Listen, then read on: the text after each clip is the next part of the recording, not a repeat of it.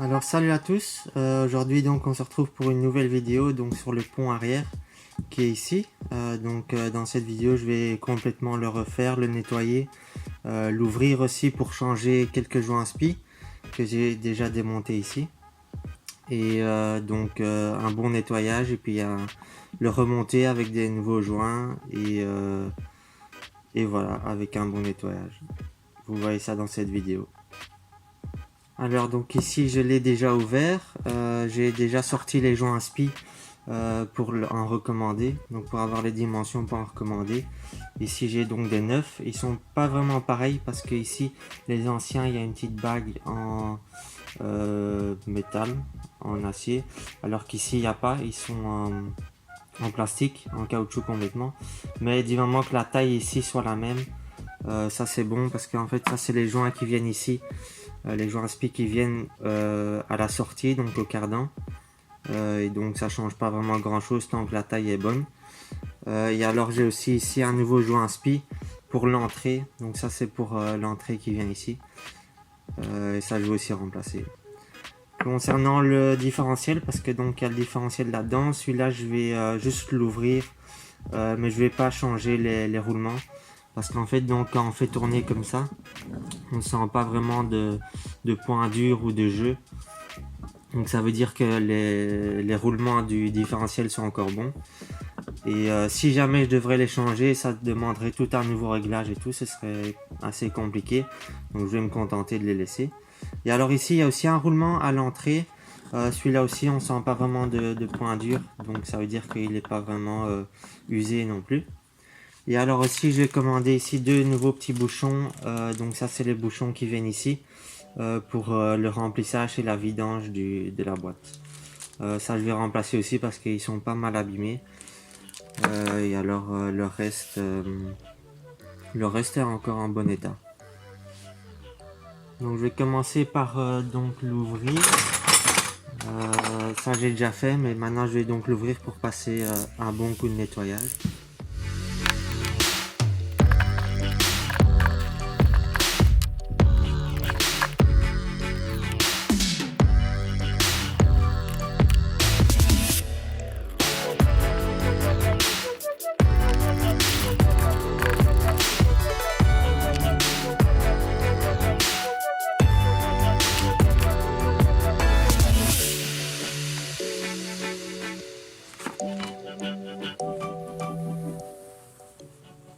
Donc après avoir retiré ici les 6 vis qui tiennent donc cette partie avant ici, on peut évidemment ici le retirer. Donc si ça colle pas trop, sinon on prend un petit marteau. Un petit marteau ici. Et on vient l'écarter.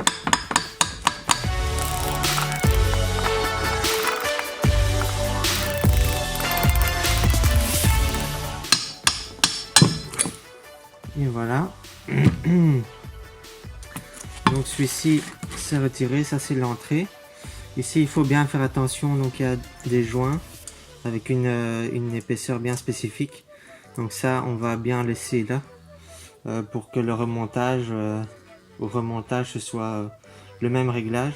Donc ici on voit le pignon qui vient entraîner le différentiel. On vient à chaque fois regarder s'il n'y a pas trop de griffes ou de casse dans les pignons. Ici il a l'air bien neuf. Et alors ici ça c'est avec les pignons de crabotage. Donc c'est ici que ça vient s'enclencher et déclencher. Celui-là aussi il n'est pas en trop mauvais état. Donc ça on va mettre de côté pour le nettoyer. Et alors ici on voit donc dans le pont qu'il y a le différentiel ici. Et ici on va regarder aussi les dents s'ils sont pas trop abîmés. Mais pour ça donc on peut le démonter. Ça je vais faire maintenant.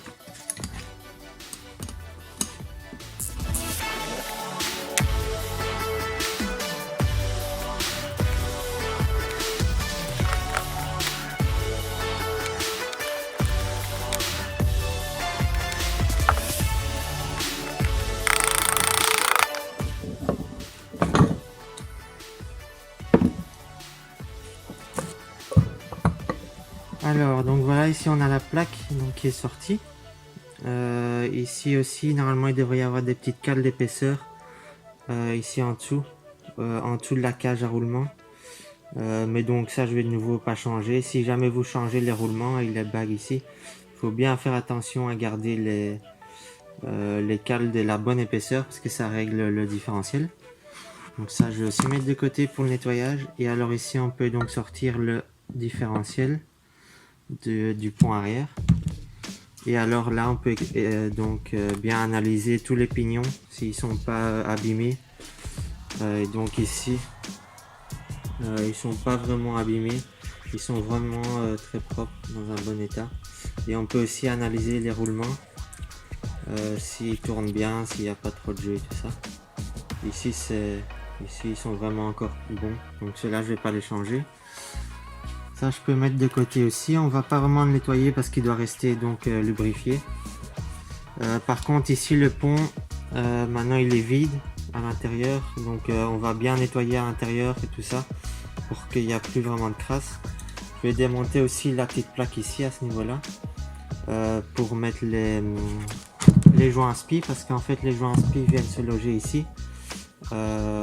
Ici on va les taper dedans, donc c'est pour la sortie du cardan. Et alors là sur la petite plaque là aussi. Et après je vais aussi retirer ici les petits bouchons. Donc on se retrouve après le nettoyage du pont et des éléments donc pour le remontage.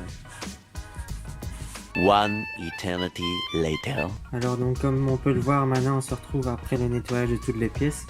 Donc j'ai tout bien nettoyé, les plans de joint aussi, pour que ce soit le plus propre possible, tout ça. Donc j'ai juste utilisé une brosse métallique. Il y a alors aussi du nettoyant frein pour dégraisser au maximum. Et donc le résultat est quand même pas mal. Et ce que j'ai aussi fait, c'est que j'ai taraudé tous les emplacements de boulons pour que il n'y a pas trop de crasse dans le filet. Et alors j'ai aussi taraudé les écrous les écrous pour qu'ils soient propres. Et donc maintenant je vais m'attaquer donc au remontage.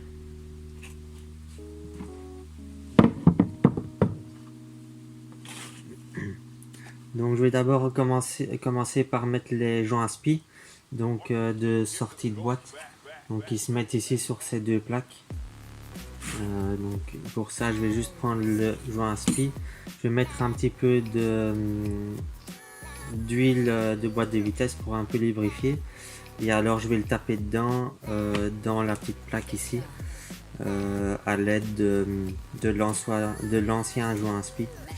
Donc c'est pas si compliqué que ça, mais il faut y aller doucement pour pas l'abîmer.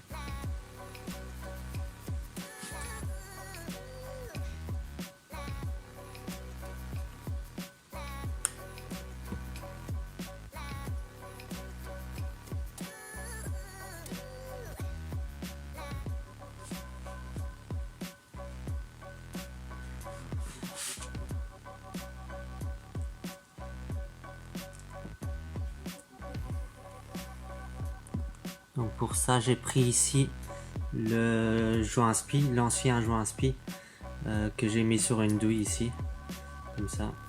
Et alors comme ça vient taper sur la bague extérieure du joint à spi. Et je l'abîme le moins possible.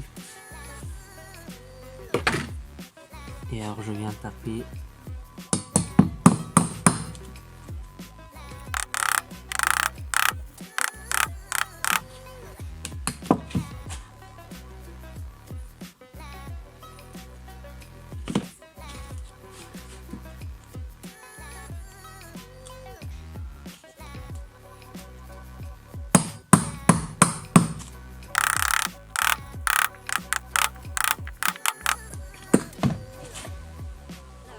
Et voilà, donc on voit ici le joint à spi qui est bien engagé ici dans sa gorge.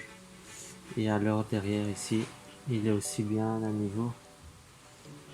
Donc comme ça c'est pas mal. Je fais ça avec l'autre et puis on se reprend après.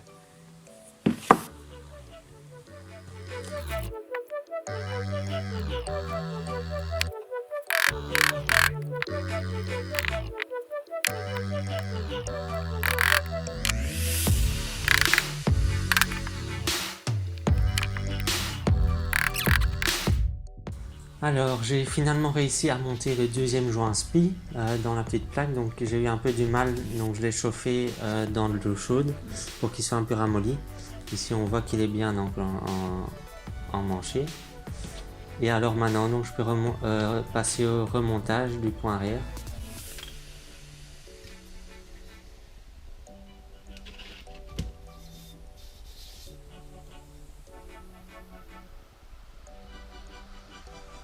Donc alors pour la reposition des petites plaques, il faut bien faire attention aux petites rondelles d'épaisseur qui participent au réglage du différentiel. Donc ici je la remets bien en place et ouais, j'essaye de remettre la petite plaque et il faut faire attention aussi en remettant les plaques d'appliquer une pâte à joint. Donc j'ai ici, c'est comme ce qu'il y avait avant. Parfois il est possible de retrouver un joint papier d'une épaisseur spécifique. Si c'est un joint papier, il faut retrouver la même épaisseur de joint et le mettre. Comme chez moi il y avait de la pâte à joint, et ben je vais remettre de la pâte à joint et je vais faire le réglage du différentiel un peu à l'aveugle. Donc ici j'applique un peu de pâte à joint sur la portée du joint des deux côtés. Et alors je vais appliquer un peu, je vais étaler la pâte un peu partout avec le doigt.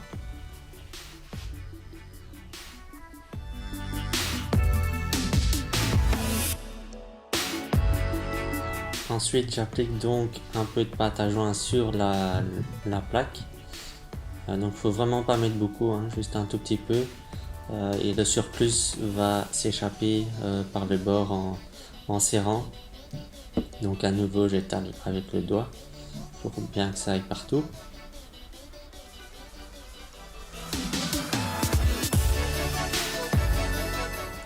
Ensuite je viens mettre la plaque donc sur le pont.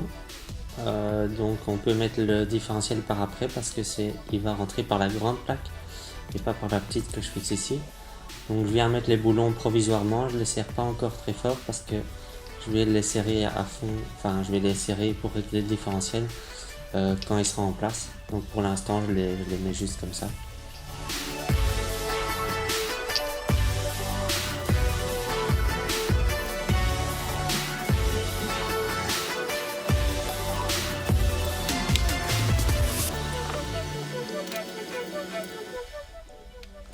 Ensuite, après ça, je peux repositionner le différentiel dans le pont arrière.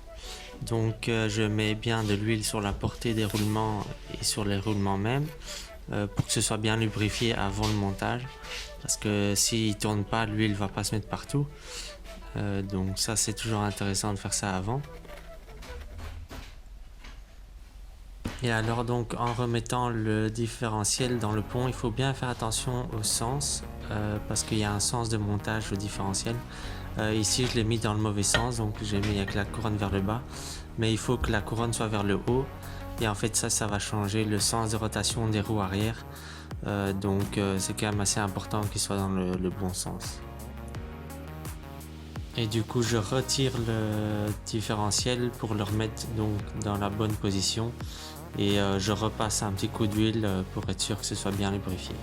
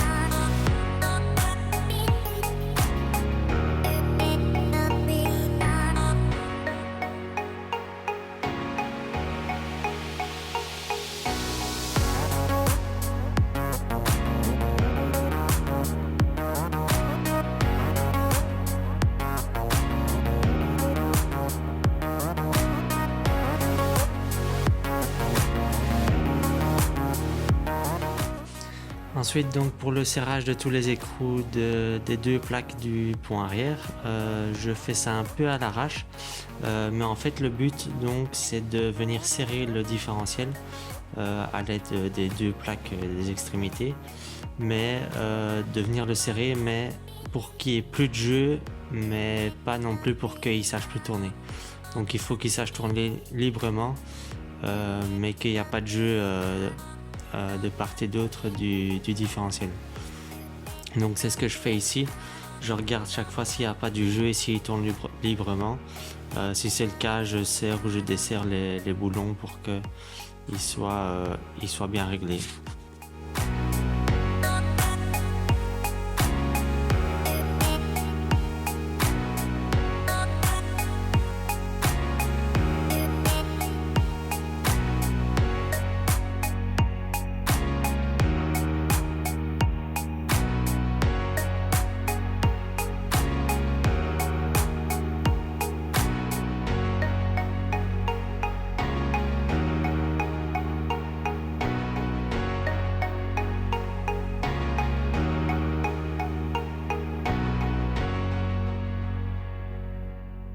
Une fois maintenant que le différentiel est remonté et tout, je peux m'attaquer maintenant à la partie avant du pont arrière, donc la partie crabotage.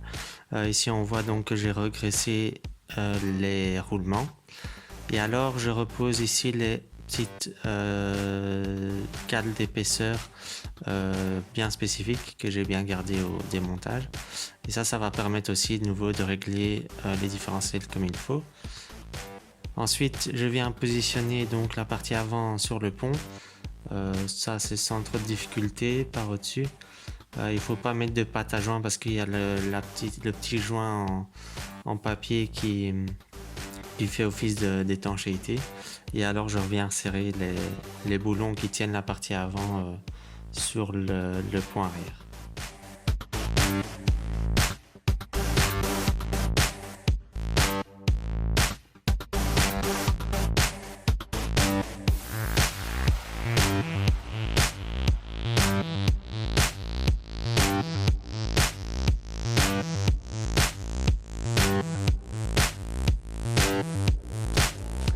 Donc après avoir remis les bouchons de vidange et de remplissage du pont, j'ai fini maintenant avec le pont et je vais m'attaquer à la petite pièce ici qui est vraiment tout à l'avant du pont et qui est reliée à l'arbre de transmission.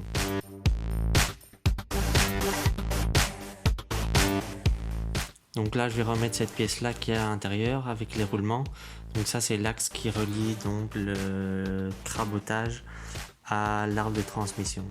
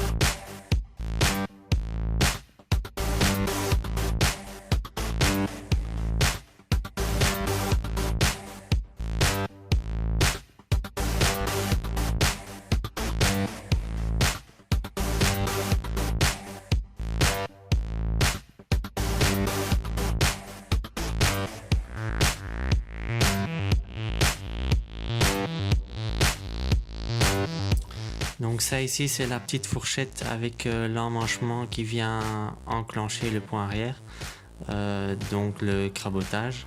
Et donc cette petite fourchette est enclenchée par le levier au tableau de bord et avec le câble qui va sous le châssis. Donc ça permet de enclencher et désenclencher le pont arrière.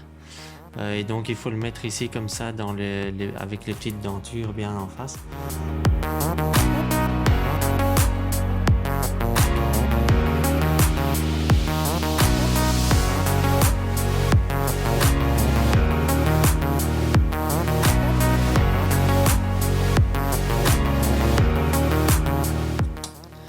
Ici donc ça c'est le petit interrupteur qui est branché sur la pièce et qui va permettre d'allumer une petite lumière au tableau de bord pour voir si ça a bien été enclenché à ce niveau-là. Donc ça je mets aussi.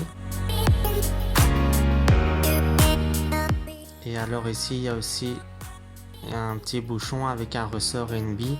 Et ça va en fait aller contre la petite fourchette. Et alors il y a une petite gorge dans la fourchette qui va permettre donc que c'est avec des crans. Que l'enclenchement se fasse avec des crans et pas juste un peu à l'arrache comme ça.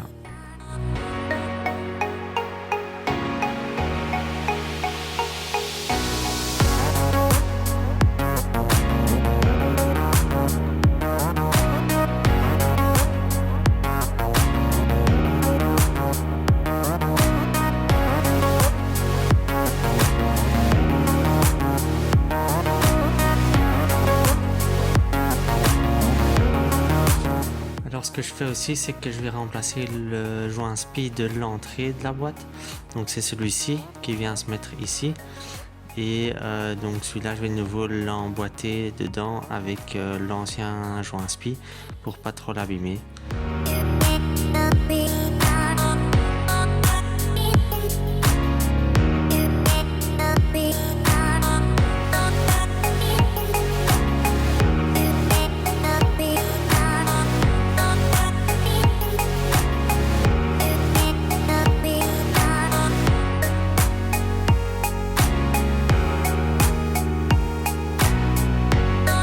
Truc aussi que j'ai oublié de faire, c'est de graisser la partie de crabotage. Donc ça c'est quand même important parce que c'est là où ça va coulisser. Donc il faut mettre pas mal de graisse pour que le coulissage se fasse très bien. Donc j'ai fait ça hors caméra sur l'autre partie à droite, mais là je le fais sur la partie gauche.